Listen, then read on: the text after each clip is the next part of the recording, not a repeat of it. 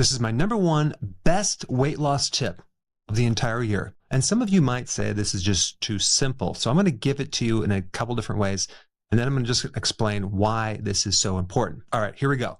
Only eat when you are hungry. And let me give it to you in another way so you really get this. Don't eat until you're hungry. You realize how many people eat not because they're hungry. They're sad, or maybe they're tired and they want to get more energy. Many people eat for emotional reasons, and this really gets them into trouble. They're not listening to what their body's telling them. I know there's a lot of pleasure with eating foods, but there's actually more pleasure waiting till you're hungry and then satisfying that hunger with a good meal versus just eating food when you're not hungry. And on top of that, even when we're full, we keep eating. It's like, how much food can I stuff down the pie hole? What we've been doing is training our bodies to associate food with stress relief, food with happiness, food with a lot of pleasure, to the point where we're constantly bloated. People wonder why we're on antacids, pills for bloating. There's just no more space in our digestive system. Also think about what this does to your microbes. It's overwhelming the microbes. They have to work twice as hard. Same with your liver and your pancreas and your gallbladder and your stomach. They have to work overtime. So a lot of people are in a situation where their food is controlling them. My whole goal has been to get people more in control over their body and food especially. What is the big problem of eating when we're not hungry? The big thing is you're just raising insulin.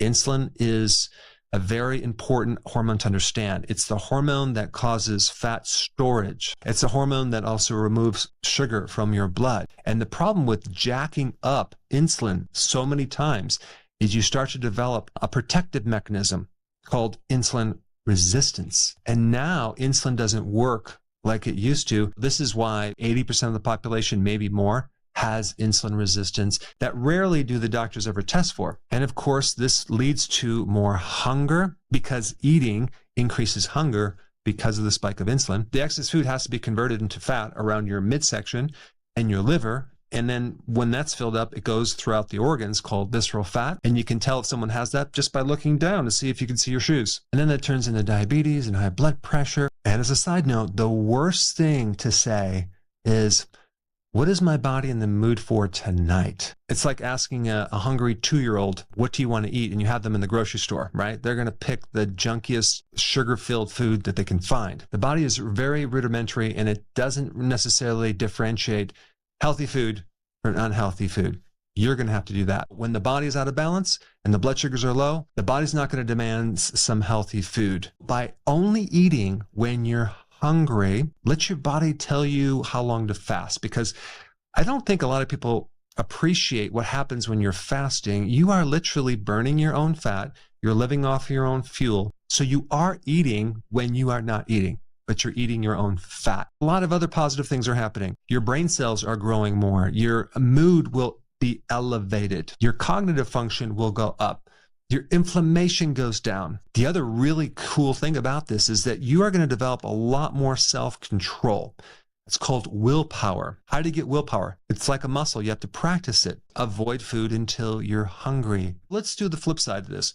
When you eat food, let's say you ate an unhealthy meal. Food companies have created something called the bliss point. What's a bliss point? Your peak joy, your peak happiness.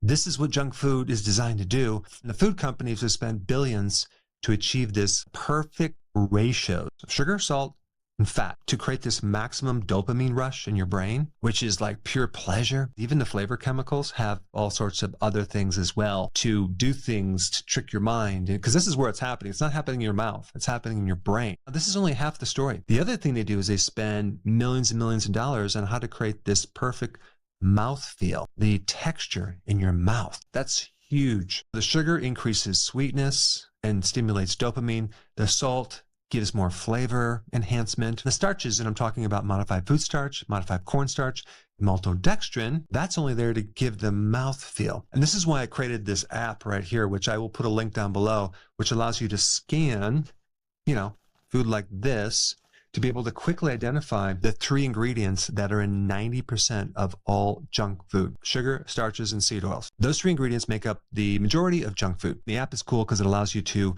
quickly scan and identify how much sugar and hidden sugar and seed oil is in a food. There's one thing that is not in these junk foods, okay? They don't have protein. Now, what happens when you don't put protein and you give all these other ingredients it's going to cause you to keep wanting to eat something because there's a phenomena of protein being the most satisfying thing you can eat. If there's no protein in there, you'll never be satisfied. In fact, an insect, an animal, and even a human will keep eating until they satisfy their protein requirements. The other thing that's missing in here is the nutrients. If you take a food and it's empty with nutrients, you're also never going to satisfy someone. If you just eat when you're hungry, and then the foods that you eat are nutrient dense, high quality protein will be the most important thing to focus on to satisfy you, to also help give your body what it really needs, which is nutrients and protein. The two things that are missing from this right here. The food companies came up with this slogan, everything in moderation. No, because a little bit of this is going to cause you to be hungry an hour and a half later. Another one they came up with is there is no bad food.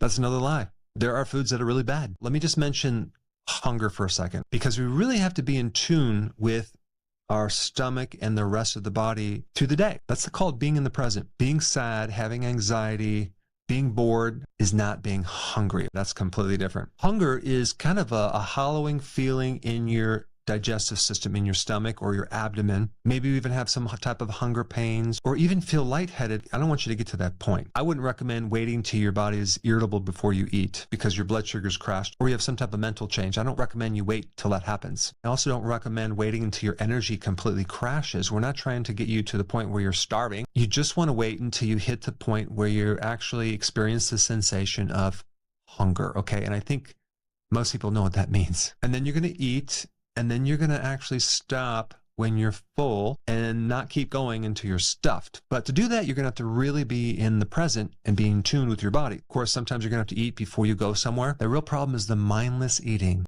snacking between meals. A lot of people just skip their breakfast and go right to lunch and just do 2 meals. I think that's perfect. Sometimes I like to rotate it and have a breakfast and a lunch and then not have any dinner. And even right now, it's 2 o'clock in the afternoon. I have not eaten anything today. And I'm not even hungry. I'll probably get hungry around 4 or 5 and I'll have my 1 meal a day. I usually do that in the winter.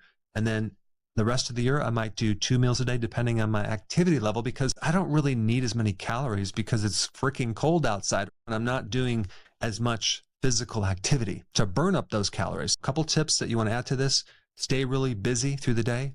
Make sure your environment supports you so you're not tempted so much. Realize when you're not eating, you're actually eating your own fat. So you are getting fuel. Basically, I'm trying to change the reason why you eat because far too many people eat out of boredom, stress, fatigue, and some other emotional reason. Putting you in control of your own food is going to be huge. It's going to increase your willpower. It's going to increase your ability to stick to something, which is called self-control. Go ahead and try this and then comment down below how it worked for you.